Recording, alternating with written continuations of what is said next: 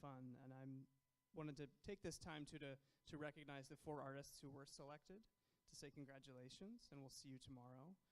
They're Hildur Johnson, Grace Suminen, William Briard, and Lauren Davies. And sorry if I pronounced anyone's name wrong.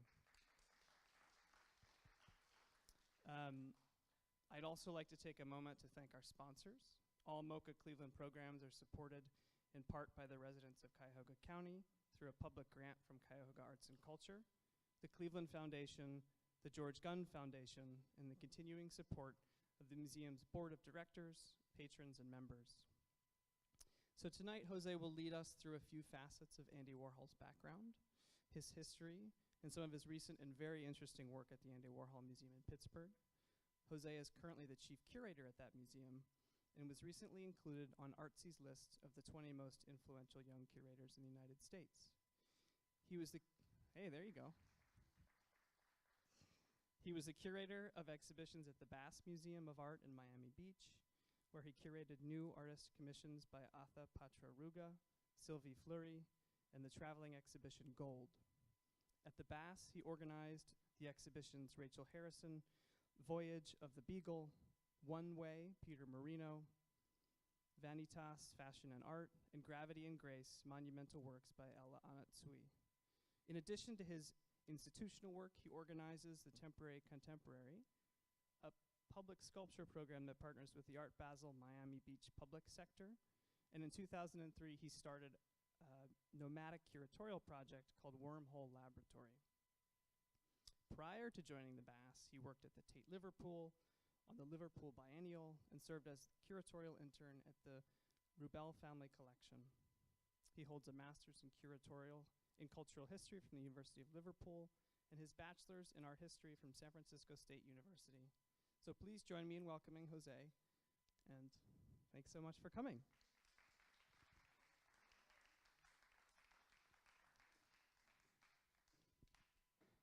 Hello, can you guys hear me? Okay, hi, thanks for having me. I'm excited to be here.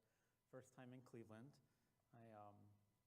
I've been based in Pittsburgh for about a year and a couple months, so it's great to see another city that's so close by. I drove today. And so I thought today I was really inspired by the exhibitions that are currently on view. I feel that as institutions, we're starting to rethink ourselves as public destinations, as public places. At least we at the Warhol, we're constantly rethinking who is our audience, and are we a safe space? Are we a space for everyone? And so I think through exhibition making, we can really rethink that. And so I'm really excited to see the kinds of exhibitions that are on view here at the MoCA Cleveland. And I think it's certainly in the direction that the Warhol is also attempting to present in the future. So what I thought I would do is I do a lot of Warhol talks, so I wanted to just show a little bit of Warhol stuff because I love talking about him so much. But Warhol also started off as an emerging artist, and the reason I'm here is to do these studio visits, and it's a real privilege to have this program where the work is done for me, so I can be invited and pick artists that I'm interested in seeing their work. But Andy Warhol as well, he was also an emerging artist at one point. In fact, he was in a whole different arena of the art world, and then he becomes the pop artist, the artist that we're all sort of familiar with today. Everyone has some sort of aspect of who Andy Warhol was, but if you were to come to our museum, we cover every decade of his life, and that includes his childhood, his upbringing, and the pre-pop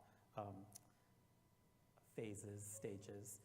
And then what's really important at the Warhol Museum is that we also exhibit contemporary artists. It's really important for us to show contemporary artists because we don't like to present Warhol in a nostalgic way. We like to look at the heirs of Warhol, look at artists that are working today, and that's why it's really important for myself to look at artists that are practicing in the present. And so I thought I'd start off with Warhol, and then I'd jump into something that's inspired me recently, and it's an exhibition that I'm working on, which will be at the Warhol Museum in a couple of years from now, which is based off this notion of being an American or living in America. Andy Warhol, if you weren't familiar with his earlier life, he's actually from Pittsburgh. A lot of people associate with Andy Warhol as being a New Yorker. He actually spent most of his life in New York. He certainly established his career in New York, but he actually is an artist who is from Pittsburgh. Andrew Warhol The Warhol family still actually lives in Pittsburgh, and they're involved with the museum. The Warhols immigrated to the United States from a town called Makova, which is it's by the Carpatho-Rusin Mountains, which is in modern eastern Slovakia, near the Polish border. And a lot of Warholas actually settled in western Pennsylvania between 1917 and 1930. And Andy Warhol's parents, Andrew Warhol, he was a laborer, he worked in mines. He actually moved ahead of the family, and he would send money back home so the family can have money to actually immigrate to the United States. Andy Warhol was one of 3 children, one of 3 boys, and he was actually the youngest. And this is actually, and all the images I'm showing you, they're from our collection, they're from our archive. So one of the beauties of working at the Andy Warhol Museum is that we not only have a very robust collection of Andy Warhol, but we actually have all the archives. So when he passed, he created what we call the time capsules, it was an artwork of its own, but if you can imagine 600 plus boxes filled with stuff, sealed and dated. We have the time capsules, but then we have all the other stuff, the junk that he would have saved. So what you're looking at is actually stuff from our archives. This is actually a portrait of Andy Warhol and his brother John and his mother Julia. Julia Warhol was a very devout Byzantine Catholic. The family was very religious, and they went to Mass daily. Julia Warhol was also very artistic, so oftentimes she's not credited for contributing to Andy Warhol's career, but Julia Warhol also loved to illustrate. She encouraged the boys to draw. Her favorite subjects were cats and angels. Being a very devout Catholic woman, her subject gravitated towards those sorts of subjects.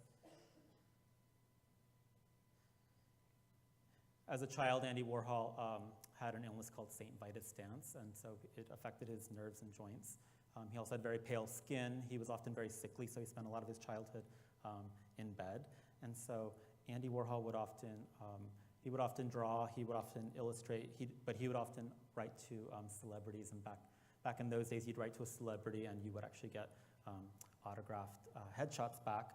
And so this is actually one of Andy Warhol's movie star scrapbooks. It's from around 1938.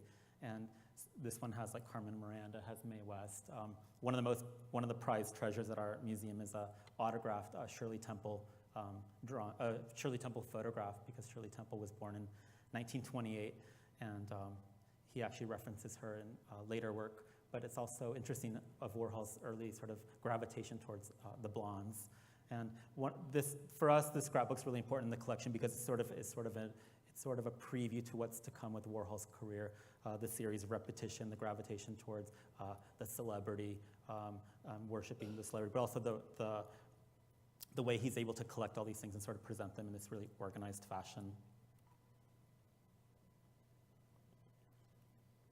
Andy Warhol went to Shenley High School, which it's actually closed up now. I think they're turning into apartments. It has asbestos.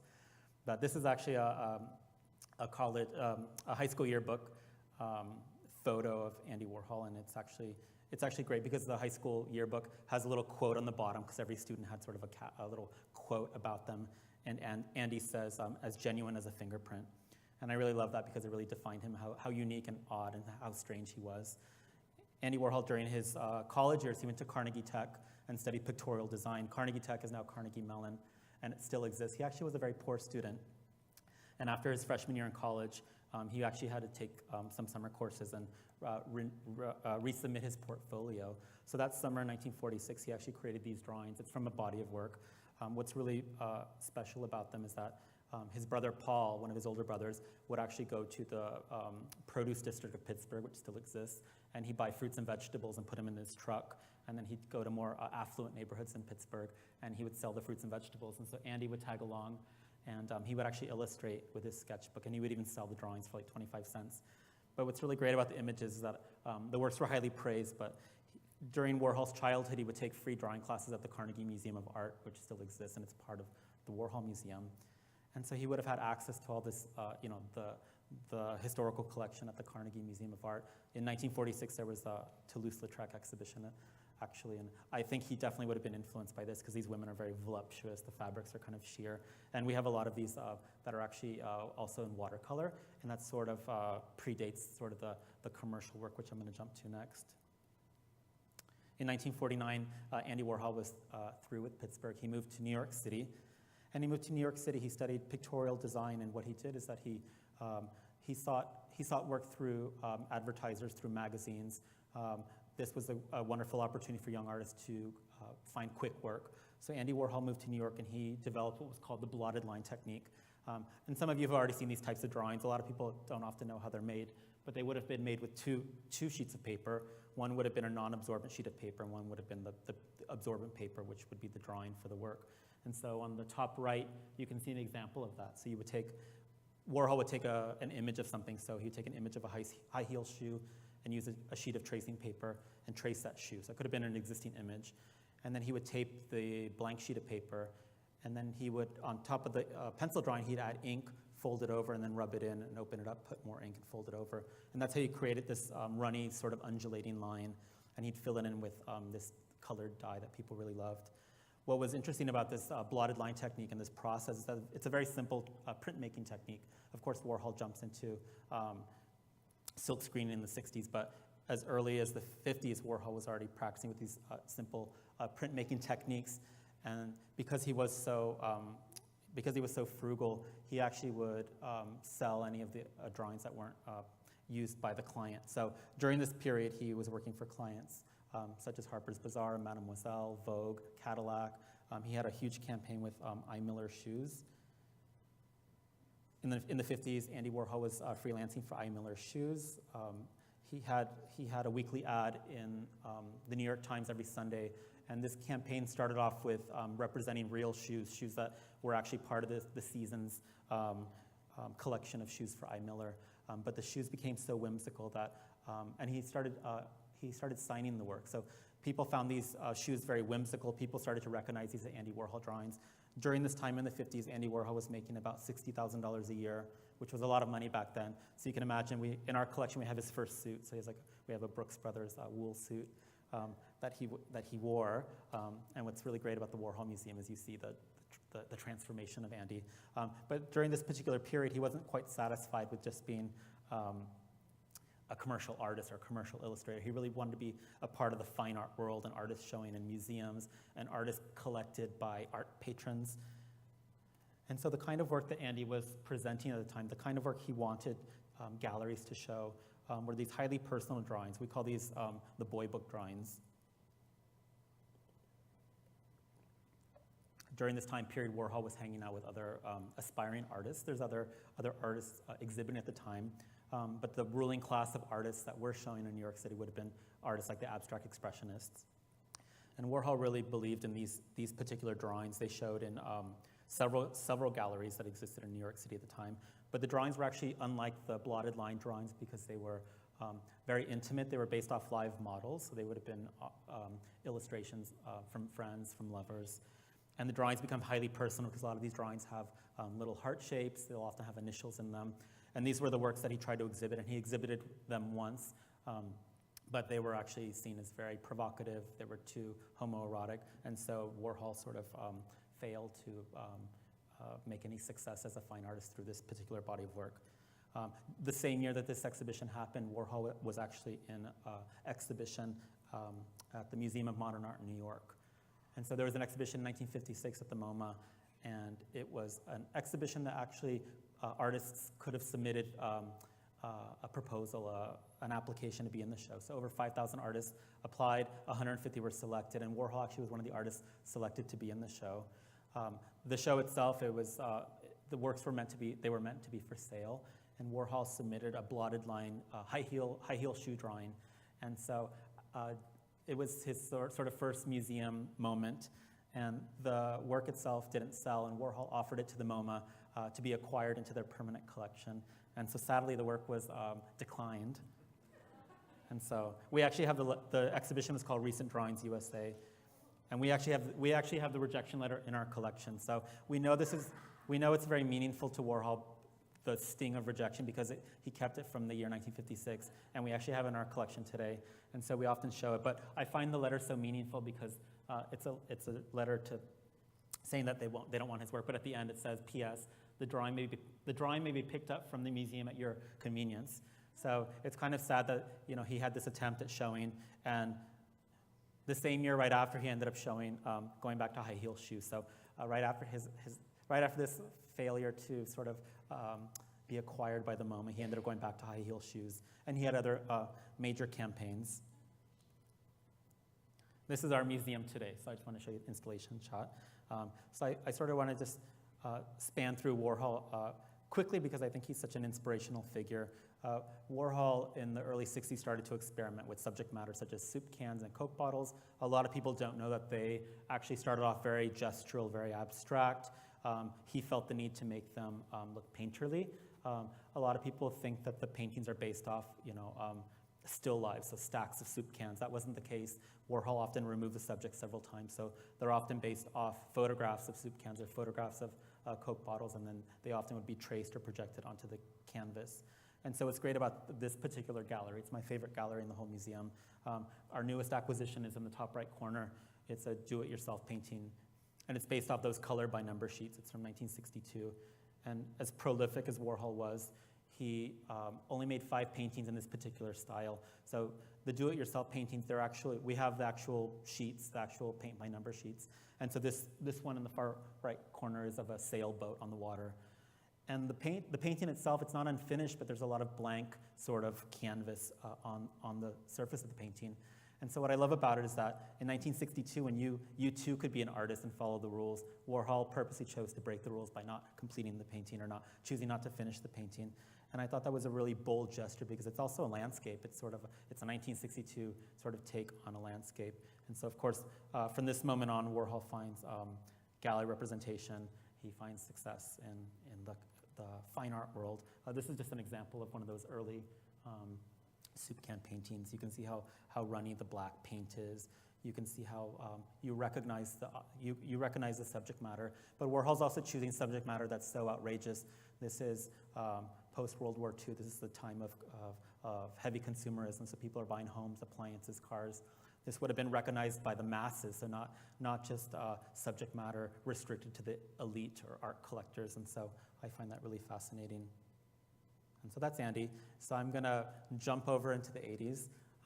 I'm doing a show at the Warhol in the next couple of years, so I'm sharing it with you guys publicly for the first time.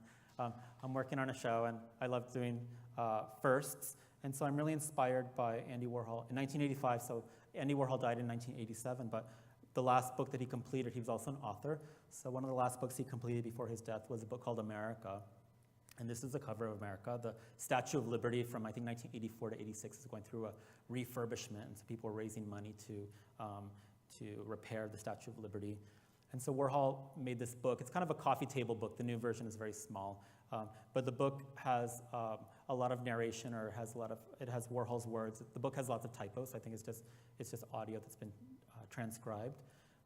But the book itself made me think a lot in terms of our current affairs and the current times we live in. And so the first pages of the book, and the book is interesting because it's a book just filled with hundreds of photographs from a 10-year span. But then the book is sort of scattered about different themes and different interesting quotes. And Warhol starts off by saying, everybody has their own America, and then they have the pieces of a fantasy America that they think is out there, but they can't see. When I was little, I never left Pittsburgh, and I used to have fantasies about things that I thought were happening in the Midwest, or down south, or in Texas, that I felt I was missing out on. But you can only live at one place at a time, and your own life, while it's happening to you, never has any atmosphere until it's a memory. So the fantasy corners of America seem so atmospheric because you've pieced them together from scenes in movies and music and lines from books. And then you live in your dream America that you've custom made from art and schmaltz and emotions just as much as you live in the real one. And so America, the whole book's made up of photography, and there's different sections throughout the book. So they're kind of chapters, loose chapters. So one theme is people, one's life. A big section of the book is called National Geographic, and it's photography that Warhol took when he was in Aspen, New York City, DC. But then he also, throughout the book, offers observations not just on fame and glamour and beauty, but on things that are really important today. For example, on immigration, he says, we all come here from somewhere else, and everybody who wants to live in America and obey the law should be able to come too. And there's no such thing as being more or less American, just American. Here's some examples of the photographs in the book. So it really captures, In the 80s, Warhol himself was a celebrity. Warhol carried his camera, his tape recorder. He had left the starving artist decade and sort of found his way into the New York sort of popular culture. And when I think of pop art, and a lot of people associate Warhol as pop art, I think of popular culture, I think of contemporary culture, I think of capturing your time. And so this is just some wonderful images from the book. So in our particular collection, we actually have what we call the mechanicals. This is actually the layout for the book before it went to print. And so what's great about the book, and this just has like a sheet of like tracing paper on it. The book, we actually have all the mechanicals. We have every single sheet of the book, which I want to display in the Warhol Museum because it's never been seen. It has all the sketches. It has all the editing before it would have gone to print. Michael Jackson. There's Emmanuel Lewis. This is Truman Capote, which is a dear friend of Warhol's. Warhol was obsessed with him in the 50s. They finally met, became friends, but it's just an interesting picture. It's Truman Capote after he had a facelift, so he's got like the stitching around his ears. And we've got the photos in our collection that go with the book. Another quote, he talks about changing moods, and he says, "The president, the news magazines, television, they only want to capture America's mood at the moment, reflect it back, and tell anyone who's not in the same mood to get over it and start feeling American like everyone else." Here's some photos from the Kentucky Derby. And again, some more quotes. He talks about the future. He says, "Every year, there'd be a new scientific discovery or a new invention, and everyone would think the future is going to be even more wonderful than ever. Now it seems like nobody has big hopes for the future. We all seem to think that it's going to be just like it is now, only worse."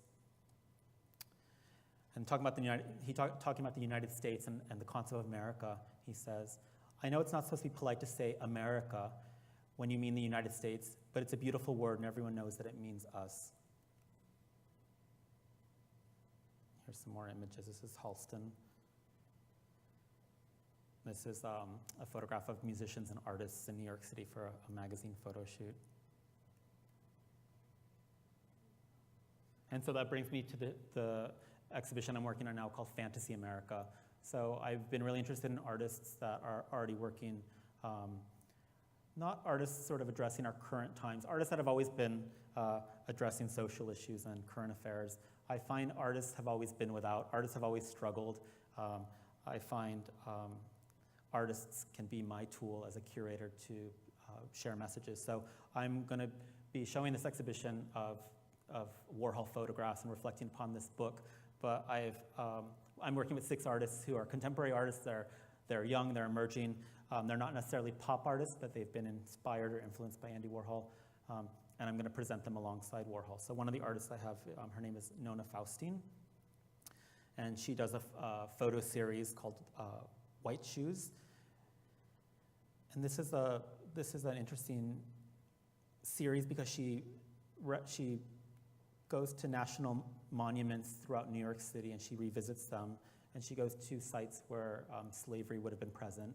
And so she represents the image of the black woman, the black figure. So you'll notice on her hand there's sort of a chain. These white high heel shoes, she wears them when she goes to different parts of the city.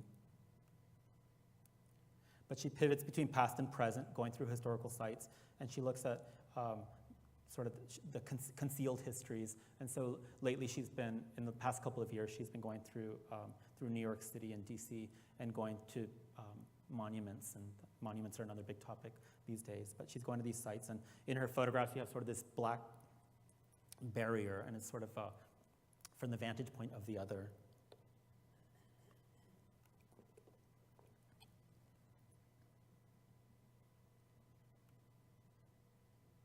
This is a photograph she took like 2 weeks ago, and she just sent it to me. It's not an artwork, but she loved the fact that all the people down below are lined up to visit the Statue of Liberty, and so this idea of people still have these hopes, these aspirations. Immigration's a big topic now, but her series started off on sort of her own personal history. She's a mother, and so she's also a woman of color, and it's interesting how her work actually addresses other groups of people, and I thought it was really important. And so this is just how we would show her work. Faustine asks, how do these monuments and icons define our lives, define us as a society and a country? What is the meaning that we give to them? As the centuries pass, Do the legacies they represent fade, becoming less relevant or accurate? And so we're going to show this at the Warhol Museum. Andy Warhol has a series of wallpapers. You've probably seen the cow versions, the hot pink ones with the cows. He made one in the late 70s of the Washington Monument, so we're going to show that with these photographs, which are really great. Another artist I'm working with, his name is Pacifico Solano. Pacifico Solano is an artist. He works with archival collections of ephemera, a lot of queer ephemera. So this, if you can recognize this, it's like one of the village people, like the Native American village person. And he makes what he calls these arrangements. They're these wall collages. So they're these arrangements made from vintage queer magazines or tear sheets. And he looks at sort of the disappearance of queer culture, and specifically from the AIDS crisis to the present. He had an uncle who he never met who died of AIDS in New York City in the 80s. This is a very young artist. So through his career, he's been trying to retrace the steps of an uncle he never met. And so by doing this, he's going through old gay magazines, pulling out sort of these homoerotic photos. There's nothing sexual on the actual presentation of these, but a lot of these figures are anonymous. He's done research, and a lot of these models that were paid to be in these photo shoots, a lot of them actually died from drugs or HIV. This is just another example, and he told me, he said, it's incredible to read the words, Andy Warhol's words from 1985, and feel them resonate so strongly today. It seems like everything changes, and yet nothing really changes at all. The fantasy of America is one that continues to influence us all.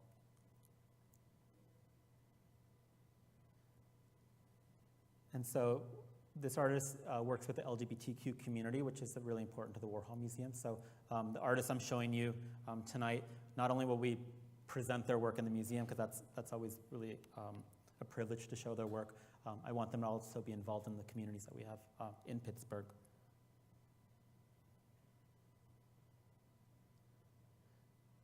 And the third artist I was wanting to show you, this is actually a still from a movie, Kambui Olujimi. Kambui Olujimi, I was going to show you a video tonight, but I decided not to because it's quite long. But Kambui Olujimi is a friend of mine, and he collaborated with Hank Willis Thomas, who I believe is going to be here in 2 weeks. So there's a connection there, they're friends. I just saw a movie last week, and it's a movie I can't get out of my head, but it's called They Shoot Horses, Don't They? And it stars Jane Fonda. And the movie itself, I recommend that it's on YouTube, but I was shook when I saw it. It's just, it covers a dance-a-thon during the 1930s in the US. This is sort of during the Depression. And this is just scenes from the movie where you would have these dance-offs on the West Coast or in places like Coney Island. People who had no money, who had no sort of fortune would compete in these dance-a-thons. The dance-a-thons, they actually can go on for weeks or even months, and you would dance for a pot of money. But these dance-a-thons also promised potential fame. They promised 3 meals a day. You often would rest maybe 10 minutes per hour. The participants, some of them would die. The participants were often forced to dance or to run in marathons or compete within other contests within this dance-off. And so it was a very sort of, morbid, staged performance, and you could see people would come and pay money. You'd pay an admission to watch these people dance, and you could stay as long as you want to watch them dance. So there's something kind of grotesque about it. But you can watch people dance till they collapsed, or some of them would eventually die. You see Jane Fonda just in the corner there trying to carry her dance partner, and she doesn't do too well in the end. But I'm working with an artist named Kambui Olujimi, and he has a similar series inspired by dance-a-thons. And so his particular photo series looks at the African American community. You can see they look very similar to dance-a-thons. And so his series is called Blind Sum. And so Kambui is looking at sort of these really dark moments in American history, these really macabre moments in American history. What's interesting with Kambui's work is he looks at historical events, and then he sort of translates it through his own work. He's often inspired by things that have happened. This is a letter that it was an unread speech by Richard Nixon. This was in preparation if Neil Armstrong and Buzz Aldrin would not make it back from the moon. So this is the speech that was never read. And so this is just an example. The letter, it says, "Fate has ordained that the men who went to the moon to explore in peace will stay in the moon to rest in peace. These brave men, Neil Armstrong and Edward Aldrin, know that there is no hope for their recovery, but they also know that there is hope for mankind in their sacrifice. These two men are laying down their lives in mankind's most noble goal, their search for truth and understanding." And so this inspired Kambui to make this series of flags. This was just at the Madison MoCA, I believe it's the Madison MoCA. And this particular body of work, they're actually flags. I think you see it. The flags themselves are based off failed rocket launches, the race to space. And the work itself questions nationhood. What does it mean to be a nation? What does it mean to have pride in your national status? And so the works themselves sort of riff off our own American history. So this speech by Richard Nixon was never read, already had sort of this pessimistic outcome in case they wouldn't come back.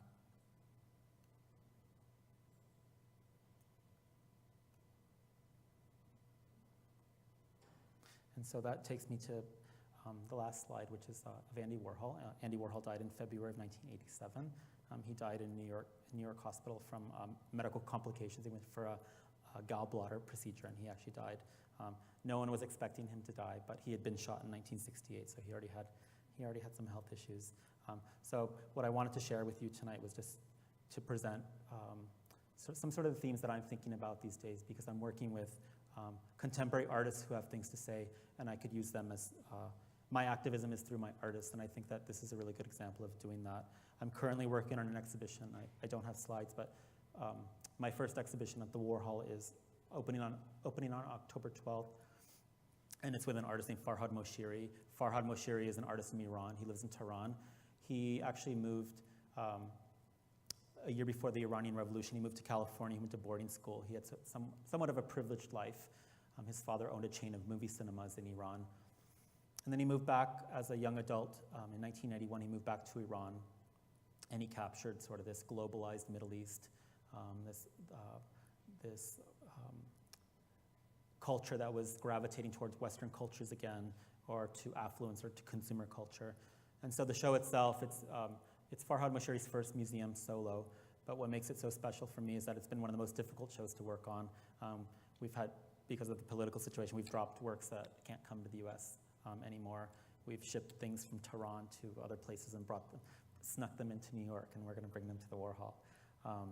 But it's also interesting because as other countries have closed off their borders to the US, we're starting to close our borders off to the outside world as well. So we've got this cultural isolationism happening. And so I'm hoping through this particular exhibition, we'll open up new dialogues. What's really important for me and the Warhol is that we've restructured our exhibitions. So now our exhibitions are, they're complemented by programming. For us, program is really important now. So we're focusing more on program with heavier content, whether it's bringing someone in or working with the community.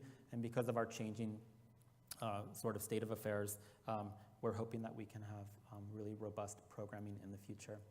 And so that's all I have to say, but I want to open it up to questions if you have any. And I thank you for listening, because I haven't shared the exhibition with anyone, so it's nice to talk to all of you. If you have a question, just raise your hand and I'll come over. We're live streaming, so I want to make sure we get all your good words. Thanks, Will. I do have a question, and it's something you've already spoken to and obviously described, but one of the big challenges for any museum that showcases one artist is, of course, how you succeed at being more than a one-trick pony, how you get people to come back and back. And you've given a great deal of thought to that.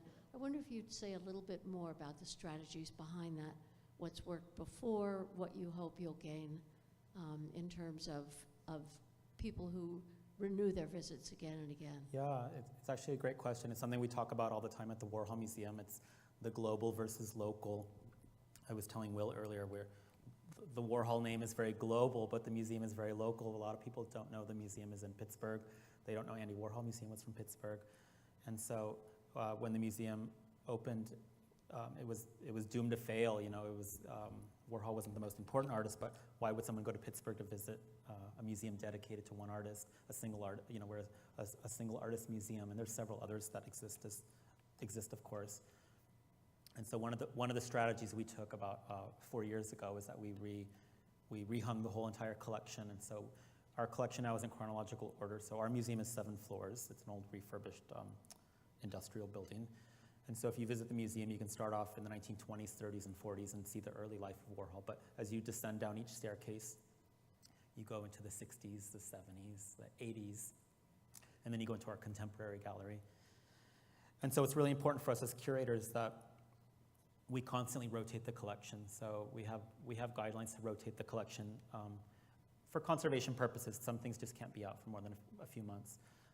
But we have started to heavily rotate the collection so that people can come back, especially local people, come visit the Andy Warhol Museum and see new aspects of Andy. He was a filmmaker, he had a magazine, he was an author.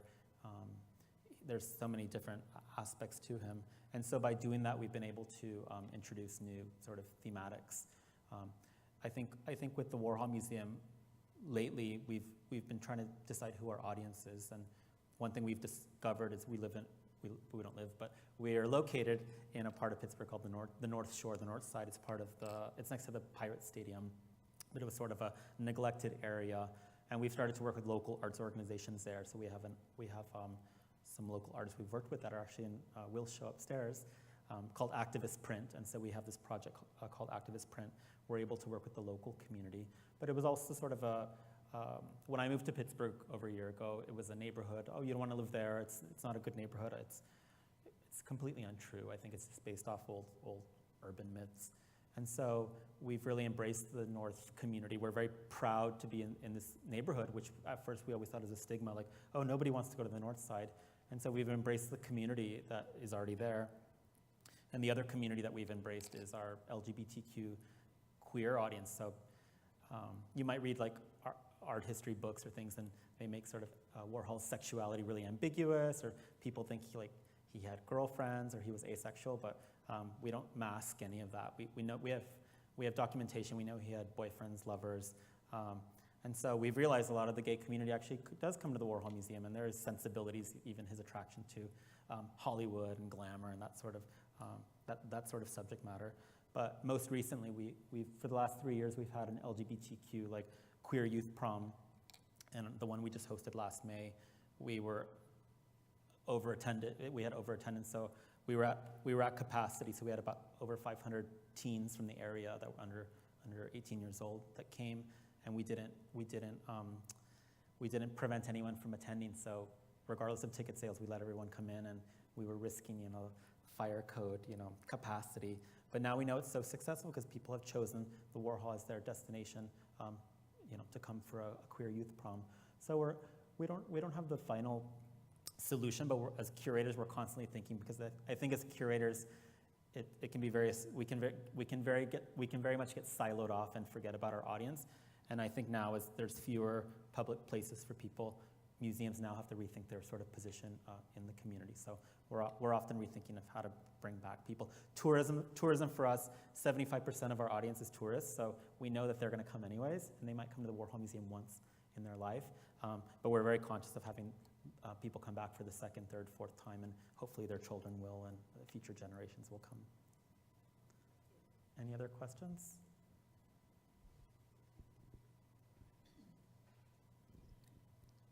I'm intrigued by the fact that several of the things you talked about have been so much in the news right now: monuments, missiles. And how, as a curator, when you plan a show, you start planning a show for years ahead. Yeah. Do you adjust how you are presenting it in terms of what's in the news today, or do you just go ahead with what you had planned previous to that? Yeah, it's a good question.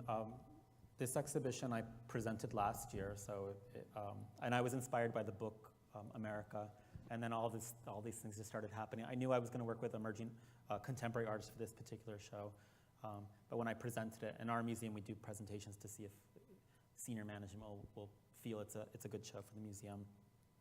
And this show is actually postponed. It's not postponed. We've just restructured, and we're actually going to do a big 2-year announcement, just like you guys did, which we're really excited about. So this exhibition will actually be in 2020. But what I love about this particular project is that I don't often get to work with living artists. I work on a lot of Andy Warhol shows for other museums, and I'm working on some Warhol shows for us. But to work with living artists, I find that they're more adaptable. And so this particular show, it's happening, but what I'm hoping to do, I'm showing slides that represent their work, but I'm hoping as we get closer to the date, I can have newer commissions, works that really speak of the moment. And that's hard because if you have, a lot of museums do plan in advance. We have exhibitions that we certainly committed to years in advance. And the community might say, we don't want to see a white male painter have a retrospective when you could have a marginalized artist from the community show. And so I think one of the ways we can do that is commit to shows that can open up dialogues or conversations, but also we're rethinking of ways to reuse the museum. And I was talking about that earlier with Will, and this museum has the beautiful staircase, and we're always rethinking of programs, things. Artists don't have lots of money, but neither do museums, but I think if you pair those two together, you can often come up with things that require shorter amounts of time. And so in the past, we have had projects that are more timely, and so we're hoping we could find the right balance between something that's 2 years out and then something that might be created, conceptualized and created within, I guess, 6 to 8 months. So I think museums, and I'm talking to a lot of my peers in other museums, I think we're all trying to figure out where is our role, and it's tough for me too when I present artists, and I have exhibition proposals that I don't feel are appropriate at the moment, just because I do want our institution to have a voice in some way, and I can't just do it by showing Marilyn Monroe paintings and soup cans. So it's something I do think about a lot. Any other questions? Okay, well, thank you, everyone. I am so happy to be in Cleveland.